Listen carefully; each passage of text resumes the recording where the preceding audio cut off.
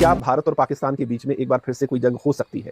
तो जंग तो बेशक हो सकती है और पानी इसकी एक बड़ी वजह बन सकती है, लोग कह रहे हैं जो पर अब इस बार जो है हो सकता है इंडिया भी हिचकिचाएगा। अमेरिका मुझे लगता है कि इंडिया ज़्यादा सोचता है अपनी आर्थिक स्थिति के बारे में, क्योंकि ये अच्छा नहीं है। अगर आप बार बार लड़ेंगे तो आपके निवेश कम होगा, फॉरेनर्स कम आके इन्वेस्टमेंट करते हैं, आपको पता ही है, स्टॉक मार्केट पर भी असर पड़ता है। और हम चाहते हैं कि हम ताकतवर हों, जिसके लिए हमें अमन चाहिए, इन्वेस्टमेंट चाहिए, इकोनॉमिक ग्रोथ चाहिए। लेकिन अगर जंग सेना प्रमुख field marshal general Asim Munir की अध्यक्षता में रावलपिंडी के जीएचक्यू में कोर कमांडर्स कॉन्फ्रेंस हुई, यानी कि हेडक्वार्टर्स में ये कोर कमांडर्स कॉन्फ्रेंस हुई और बैठक में सिंधु जल संधि को लेकर भारत के रुख पर चर्चा की गई। पाकिस्तान ऑपरेशन सिंदूर के बाद कुछ आसिम मुनीर की और पाकिस्तान आर्मी की साख बढ़ी है कि अगर ऐसी कोई सूरत होती है कि पाकिस्तान और इंडिया आमने सामने आते हैं, सब ये देखते हुए खासतौर पर कि पिछले एक साल में पाकिस्तान और अमेरिका नजदीक गए हैं। अभी जेडी वैंस साहब जिस तरह से जो मुनीर साहब उनको जो ट्रंप है अपना फेवरेट फील्ड मार्शल कह चुके हैं व्हाइट हाउस। मोदी कहता है कि हमारा पानी रोकेगा। मोदी की ये भूल है। पाकिस्तान जंग के लिए तैयार है। जो हमारे पानी पे हाथ डालेगा हम वो हाथ ही काट देंगे। पाकिस्तान में सिंधु जल संधि को लेकर हड़कंप मचा हुआ है। पाकिस्तान आरोप लगा रहा है कि भारत की वजह से देश सूखने की कगार पर पहुंच रहा है। एक बार फिर बिलावल भुट्टो जरदारी और असीम मुनीर ने भारत को युद्ध की धमकी दे डाली है। पीपुल्स पार्टी के चेयरमैन बिलावल भुट्टो ने कहा कि संधि को बचाने के लिए पाकिस्तान हर मोर्चे पर लड़ाई के लिए तैयार है। इससे पहले पूर्व पाकिस्तान खबरों में और सिंधु जल संधि पर पाकिस्तान की गिरड़ भपकी एक बार फिर से सामने आई है। भारत के खिलाफ पाकिस्तानी सेना का ये बयान सामने आया है। पानी के लिए जरूरी कदम पाकिस्तान उठाएगा, ये पाकिस्तानी सेना का कहना है।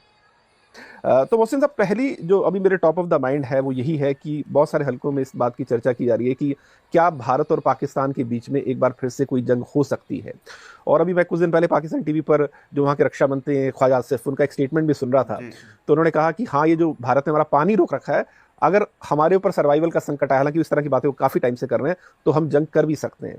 तो क्या सिनेरियो आपको लगता है, पानी वजह बन सकती है, कुछ और वजह बन सकती है, और क्या आप भी ऐसा कुछ होता देख रहे हैं? देखिए, जंग तो कभी भी हो सकती है। प्लेटो ने जैसे कहा है कि only the dead have seen the end of war. तो जंग तो बेशक हो सकती है और पानी इसकी एक बड़ी वजह बन सकती है, लोग कह रहे हैं। जो एनालिसिस ये है कि पाकिस्तान और इंडिया भी कुछ हद तक पानी की किल्लत में है। पानी तो कम हो ही जा रहा है क्योंकि ग्लोबल वार्मिंग हो रही है और ग्लेशियर्स हमारे मेल्ट होते जा रहे हैं, जहाँ से सबको पानी मिलता है, यानी हिमालय से। ये देखिए ना, अजीब बात कि हम अब भी जुड़े हुए हैं एक दूसरे से, हिमालय से तो हम दाना पानी अलग नहीं हुआ बिल्कुल। तो पाकिस्तान में भी बड़ी किल्लत है पानी की, और पाकिस्तान बहुत ज़्यादा डिपेंडेंट है रिवर वाटर इरिगेशन पे। मतलब रेन फेड पे कम है और रिवर पे ज़्यादा है, 80% तक है।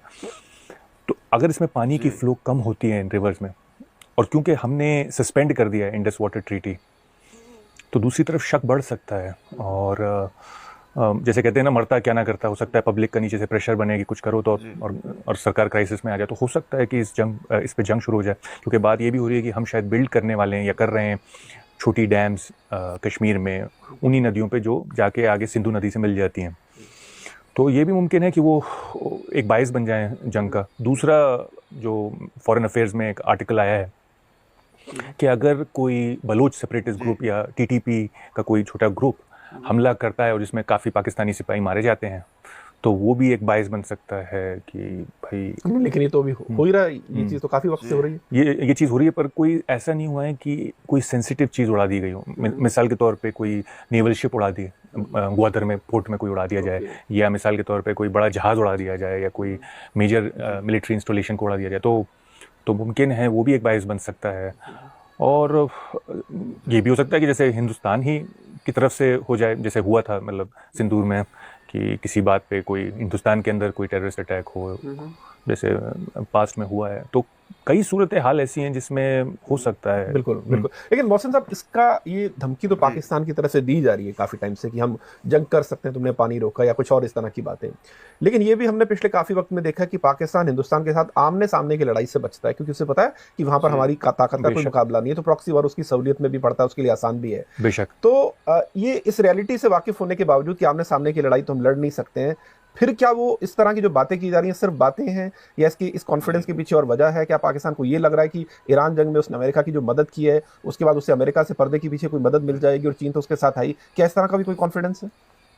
बेशक चीन से बहुत मदद मिली इस जंग में उन्हें, और उससे कॉन्फिडेंस ज़रूर बढ़ा होगा। इंटेलिजेंस की भी मिली, सैटेलाइट्स की भी मिली, और प्लेन्स दे रहा है लेटेस्ट अपने जहाज़। जैसे मैंने आपसे मेंशन किया था कि J-35 जो चीन का स्टेल्थ फाइटर है, बात ये भी हो रही है, मतलब कोई ऑफिशियल साइनिंग तो नहीं हुई है, बट न्यूज़पेपर्स में रिपोर्ट आ रही है कि 40 J-35 दिए जाएंगे।